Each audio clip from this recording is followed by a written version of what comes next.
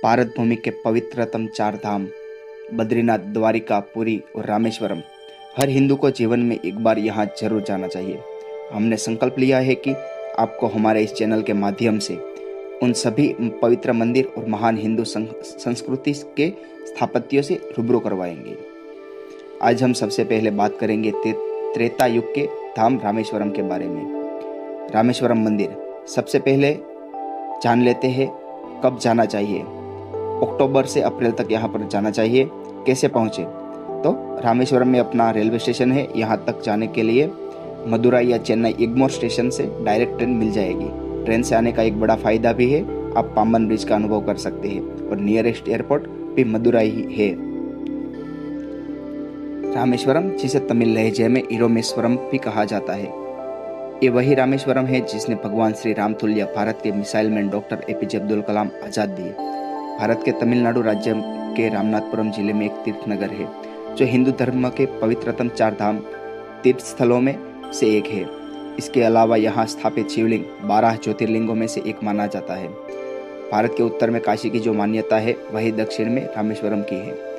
यह रामेश्वरम द्वीप यानी पाम्बन द्वीप पर स्थित है। इसके पीछे की मान्यता या कथा क्या है, आइए सुनते हैं। जब सीता जी को छुड़ाने के लिए राम ने लंका पर चढ़ाई की थी, उन्होंने युद्ध के बिना सीता जी को छुड़वाने का बहुत प्रयत्न किया, और जब रावण के न मानने पर विवश होकर उन्होंने युद्ध किया। इस युद्ध हेतु राम को और वानर सेना को सागर पार करना था, जो अत्यधिक कठिन कार्य था। तब श्री राम ने युद्ध कार्य में सफलता और विजय के पश्चात कृतज्ञता हेतु उनके आराध्य भगवान शिव की आराधना के लिए समुद्र के किनारे रेत से शिवलिंग का अपने हाथों से निर्माण किया।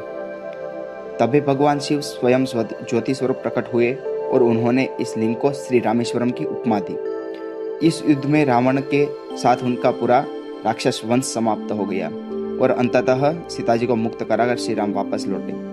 रावण भी साधारण राक्षस नहीं था, वह महर्षि पुलत्स्य का वंशज और वेदों का ज्ञानी और शिव जी का बड़ा भक्त भी था।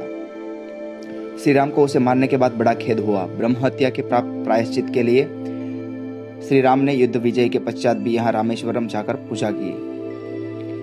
शिवलिंग की स्थापना करने के पश्चात इस लिंग को काशी विश्वनाथ के समान मान्यता देने हेतु तो उन्होंने हनुमान जी को काशी से एक शिवलिंग लाने को कहा। हनुमान पवन सेतु थे, बड़े वेग से आकाश मार्ग से चल पड़े और शिवलिंग ले आए। यह देखकर राम बहुत प्रसन्न हुए और रामेश्वरम ज्योतिर्लिंग के साथ काशी के लिंग की भी स्थापना कर दी। छोटे आकार का यह लिंग रामनाथ स्वामी भी कहलाता है। ये दोनों शिवलिंग इस तीर्थ के मुख्य मंदिर में आज भी पूजित है। यही मुख्य शिवलिंग ज्योतिर्लिंग है। आइए जानते हैं मंदिर के बारे में।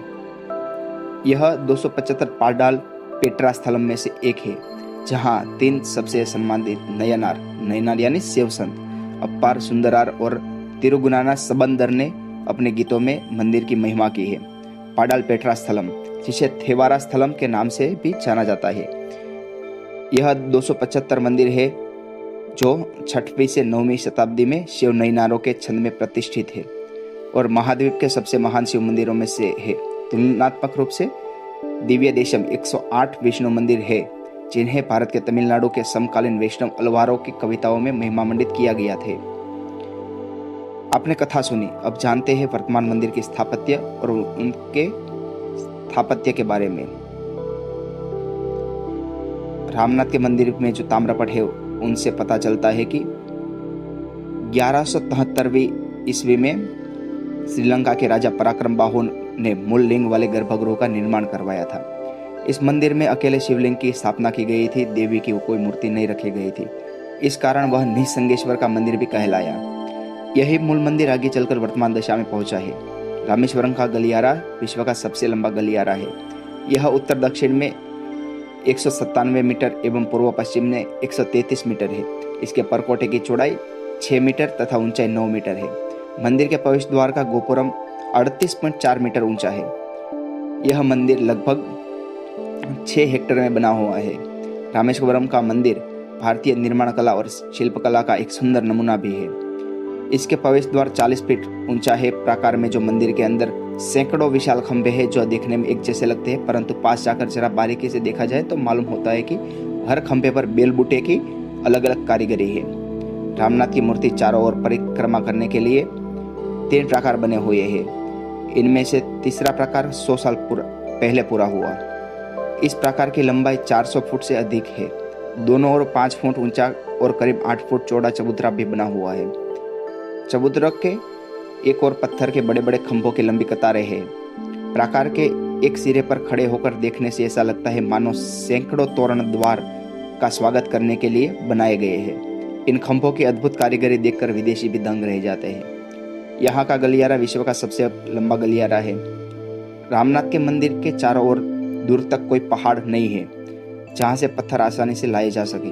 गंधमादन पर्वत तो नाम मात्र का है। यह वास्तव में एक टीला है और उसमें से एक विशाल मंदिर के लिए जरूरी पत्थर नहीं निकाले सकते। रामेश्वरम के मंदिर में जो कई लाख टन पत्थर लगे हैं वे सब बहुत दूर दूर से नावों में लाद कर लाए गए हैं। रामनाथ जी के मंदिर के भीतरी भाग में एक तरह का चिकना काला पत्थर लगा है। कहते हैं ये सब पत्थर लंका से लाए गए थे। 15वीं शताब्दी में राजा उड्डयन सेतुपति और निकटस्थ नागौर निवासी वेश्या ने 1450 में इसका 78 फीट ऊंचा गोपुरम निर्माण करवाया। 16वीं शताब्दी में मदुराई के राजा विश्वनाथ नायक के एक अधीनस्थ राजा उड्डयन सेतुपति कट्टतेश्वर ने नंदी मंडप आदि निर्माण करवाए। नंदी मंडप 22 फीट लंबा, 12 फीट चौड़ा व 17 फीट ऊंचा है। सेतु माधव का मंदिर आज से 500 वर्ष पहले रामनाथपुरम के राजा उड्डयन सेतुपति और एक धनी वेश्या ने मिलकर बनवाया था। 17वीं शताब्दी में दलवाई सेतुपति ने पूर्वी गोपुरम आरंभ किया। 18वीं शताब्दी में रवि विजय सेतुपति ने देवी देवताओं के शयन गृह व एक मंडप बनवाया। रामेश्वरम में तीर्थ स्थान तो जानते हैं कौन कौन से तीर्थ स्थान महत्वपूर्ण है। सबसे पहले देवी मंदिर। रामेश्वरम के मंदिर में जिस प्रकार शिव जी की 2 मूर्तियां हैं, इस प्रकार देवी पार्वती की भी मूर्तियां अलग अलग स्थापित की गई है। देवी की एक मूर्ति पर्वतवर्धिनी कहलाती है, दूसरी विशालाक्षी। मंदिर के पूर्व द्वार के बाहर हनुमान की एक विशाल मूर्ति अलग मंदिर में स्थापित है। सेतु माधव रामेश्वरम का मंदिर है तो शिव जी का, परंतु उनके अंदर अन्य मंदिर भी है। सेतु माधव कहलाने वाले भगवान विष्णु का मंदिर इनमें प्रमुख है। 22 कुंड तीर्थम। रामनाथ के मंदिर के अंदर और परिसर में अनेक पवित्र तीर्थ है। कोटि तीर्थ जैसे 1-2 तालाब भी है।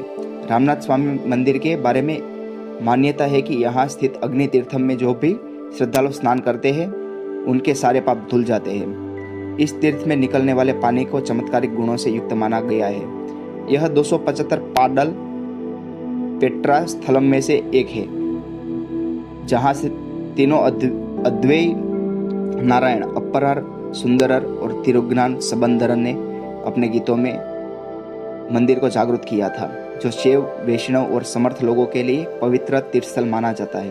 भारत के तमिलनाडु राज्य के रामेश्वरम द्वीप पर और उनके आसपास कुल मिलाकर 64 तीर्थ है। स्कंद पुराण के अनुसार इनमें से 24 ही महत्वपूर्ण तीर्थ है। इनमें से 22 तीर्थ तो केवल रामनाथ स्वामी मंदिर के भीतर है। 22 संख्या को भगवान की 22 तीर्थ तरक्षों के समान माना गया है। मंदिर के पहले और सबसे मुख्य तीर्थ को अग्नि तीर्थ नाम दिया गया है।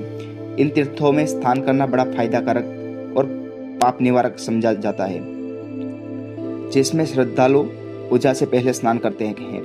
हालांकि ऐसा करना अनिवार्य नहीं है। रामेश्वरम की इन तीर्थों में नहाना काफी शुभ माना जाता है और इन तीर्थों को भी प्राचीन समय से काफी प्रसिद्ध माना गया है। वैज्ञानिकों का कहना है कि इन तीर्थों में अलग अलग धातुएं मिली हुई है। इस कारण उनमें नहाने से शरीर के रोग दूर हो जाते हैं और नई ताकत आ जाती है। विल्लीरीणा तीर्थ। रामेश्वरम के मंदिर के बाहर भी दूर दूर तक कई तीर्थ है। प्रत्येक तीर्थ के बारे में अलग अलग कथाएं हैं। यहाँ से करीब 3 मील पूर्व में एक गांव है जिसका नाम तंगचिम है।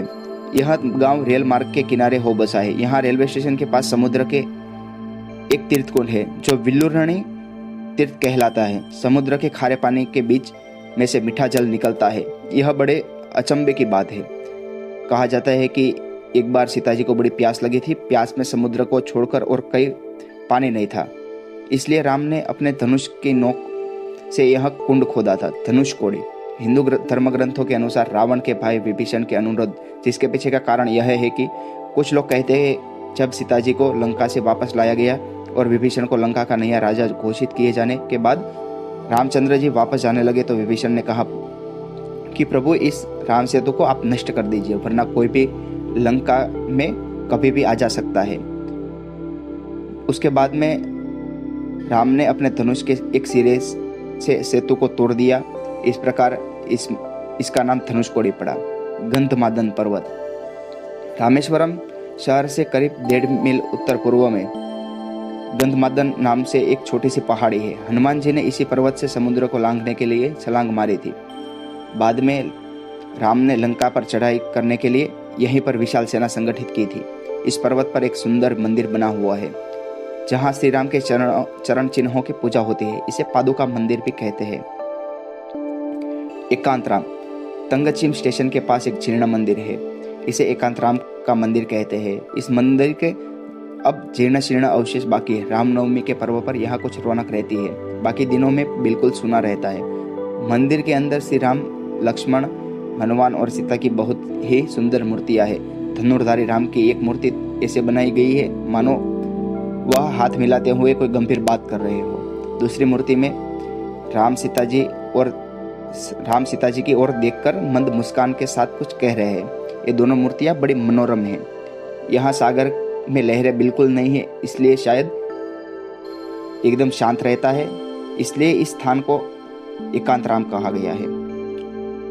कोदंड स्वामी मंदिर रामेश्वरम के टापू के दक्षिण भाग में समुद्र के किनारे एक और दर्शनीय मंदिर है। यह मंदिर रामानाथ मंदिर से 5 मील दूर पर बना है। यह कोदंड स्वामी का मंदिर कहलाता है। यहाँ कहा जाता है कि विभीषण ने यहीं पर राम की शरण ली थी। रावण वध के बाद राम ने इसी स्थान पर विभीषण का राज तिलक कराया था। इस मंदिर में राम, सीता और लक्ष्मण की मूर्तियां के साथ ही विभीषण की भी मूर्ति स्थापित है। सीता कुंड रामेश्वरम को घेरे हुए समुद्र में भी कई विशेष स्थान ऐसे बताए जाते हैं जहाँ स्नान करना पाप मोचक माना जाता है। रामनाथ स्वामी जी के मंदिर के पूर्वी द्वार के सामने बना हुआ सीता कुंड इनमें से मुख्य है। कहा जाता है कि यही वह स्थान है जहाँ सीता जी ने अपने अस्तित्व सिद्ध करने के लिए आग में प्रवेश किया था। सीता जी के ऐसा करते ही आग बुझ गई और अग्निकुंड से जल उमड़ आया। यही स्थान अब सीताकुंड कहलाता है। यहाँ पर समुद्र का किनारा आधा गोलाकार है। सागर एकदम शांत है, लहरें बहुत कम उठती है। इस कारण देखने में यह एक तालाब सा लगता है। यहाँ पर बिना किसी खतरे के स्नान किया जा सकता है। यहीं हनुमान कुंड में तैरते हुए पत्थर भी दिखाई देते हैं। आदि सेतु रामेश्वरम से 7 मील दक्षिण में एक स्थान है जिसे दर्भशयनम कहते हैं। यहीं पर राम ने पहले समुद्र से सेतु बांधना शुरू किया था। इस कारण यह स्थान आदि सेतु कहलाता है। राम सेतु पूरे भारत, दक्षिण पूर्व एशिया और पूर्व एशिया के कई देशों में हर साल दशहरे पर राम के जीवन पर आधारित सभी तरह के नृत्य नाटकों में सेतु बंधन का वर्णन किया जाता है। राम के बनाए इस पुल का वर्णन रामायण में तो है ही, महाभारत में भी श्री राम के नल सेतु का उल्लेख आया है। कालिदास की रघुवंश में सेतु का वर्णन है। अनेक पुराणों में भी श्री राम सेतु का विवरण आता है। नासा और भारतीय सैटेलाइट से लिए गए चित्रों में धनुषकोडी से जाफना तक जो एक पतली सी द्वीपों की रेखा दिखती है, उसे ही आज हम राम सेतु के नाम से जानते हैं। यह सेतु तब 5 दिनों में ही बन गया था। इसकी लंबाई 100 योजन व चौड़ाई 10 योजन थी। इसे बनाने में रामायण काल में श्री राम नाम के साथ उच्च तकनीकी का भी प्रयोग किया गया था।